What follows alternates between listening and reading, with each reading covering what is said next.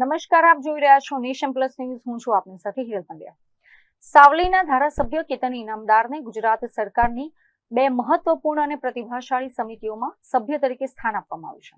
ધારાસભ્ય કેતન ઇનામદારને ગુજરાત વિધાનસભાની સામાજિક અને શૈક્ષણિક રીતે પછાત વર્ગોના કલ્યાણ માટેની સમિતિ એટલે કે ઓબીસી કમિટીમાં સભ્ય તરીકે નિયુક્ત કરવામાં આવે છે.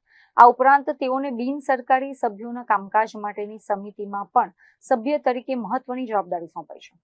સરકારના આ નિર્ણયને પગલે સાવલી અને ડેસર વિસ્તારના સ્થાનિક આગેવાનો, ભાજપના કાર્યકરો અને શુભેચ્છકો દ્વારા કેતન ઇનામદારને સોશિયલ મીડિયા તેમજ રૂબરૂ મળીને હાર્દિક અભિનંદન અને શુભેચ્છાઓ પાઠવવામાં આવી રહી છે.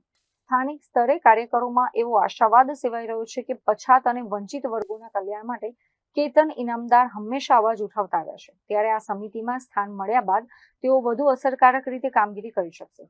કેતન ઇનામદારના આક્રમક અને લોક અભિમુખ નેતૃત્વમાં જનસેવાને હવે એક નવી દિશા મળશે તેવી આશા વિસ્તારની જનતા વ્યક્ત કરી રહી છે. Bureau report, Nation Plus News, Savli.